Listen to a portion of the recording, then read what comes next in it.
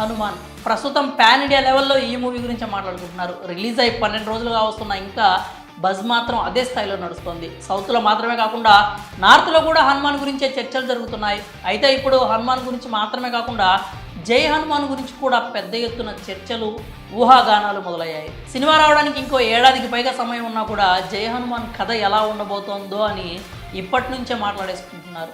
హనుమాన్ సినిమాలో కేవలం 2 చిరంజీవుల గురించి మాత్రమే చూపించారు. కానీ జై హనుమాన్లో మాత్రం మిగిలిన చిరంజీవులు కూడా వచ్చే అవకాశం లేకపోలేదు. పురాణాలు, ఇతిహాసాలను బట్టి చూస్తే మొత్తం 7 చిరంజీవులు ఉన్నారు. అయితే హనుమాన్ సినిమాకి సంబంధించి స్క్రీన్ మీద కేవలం 2 చిరంజీవులను మాత్రమే చూపించారు. హనుమాన్ మూవీలో మీకు విభీషణుడు, హనుమంతుడిని చూపించారు. ఆ ఇద్దరిని స్క్రీన్ మీద చూసినందుకే ప్రేక్షకులు పూనకాలతో ఊగిపోతున్నారు. కానీ జై హనుమాన్ మాత్రం అంతకు మించి ఉంటుందని ఇప్పటికే ప్రశాంత్ వర్మ చెప్పుకొచ్చాడు.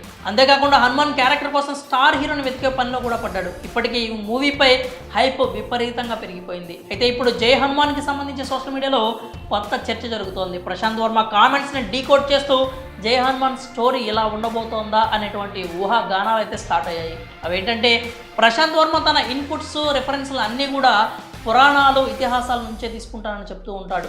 అయితే పురాణాల్లో 7 చిరంజీవులు ఉన్నారు. కానీ హనుమాన్ సినిమాలో మాత్రం కేవలం 2 మాత్రమే చూపించాడు. నిజానికి ప్రశాంత్ వర్మ సూపర్ హీరో యూనివర్స్లో మొత్తం 12 మంది సూపర్ హీరోలు ఉన్నారు. అందులో హనుమంతుడు ఒకడు. ఇప్పుడు ఇవే జై హనుమాన్ మీద హైప్ని పెంచేస్తున్నాయి. ఖచ్చితంగా కథపరంగా జై హనుమాన్ నెక్స్ట్ లెవెల్లో ఉండబోతోంది. అయితే ఆ పార్ట్లో మిగిలిన చిరంజీవుల్లో కనీసం 1-2 చూపించే ఛాన్స్ ఉందని చెప్తున్నారు. హనుమంతుడు విభీషణుడితో కలిసి వాళ్ళు కూడా రాక్షసులపై పోరాడే ఛాన్స్ ఉంది. హనుమాన్ సినిమాలో అందుకు తగిన స్కోప్ను చూపించారు. మిగిలిన 5 చిరంజీవులు పరశురాముడు, అశ్వత్థాముడు, బలిచక్రవర్తి, కృపాచార్యుడు, వేదవ్యాసుడు ఉన్నారు.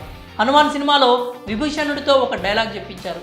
అసురులు నిద్రలేచారు, విజృంభించబోతున్నారు, వాళ్ళని ఆపాలంటే స్వామి హనుమ నువ్వు రాక తప్పదు అంటూ చెప్తాడు.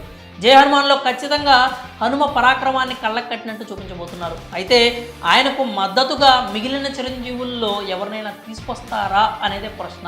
2 ఉంటేనే హనుమాన్ సినిమాకి ఈ స్థాయిలో రెస్పాన్స్ వచ్చింది. అయితే ఇంకా ఎవరైనా సూపర్ హీరోలు యాడ్ అయితే ఊహించుకుంటేనే గూస్ బంప్స్ వస్తున్నాయి. ప్రశాంత్ వర్మ ప్లానింగ్ ఏంటో తెలియాలంటే ఇంకో ఏడాది పాటు వెయిట్ చేయాల్సిందే. మరి జై హనుమాన్ సినిమాలో ఇంకా ఎవరైనా సూపర్ హీరోలు ఉంటే బాగుంటుందా?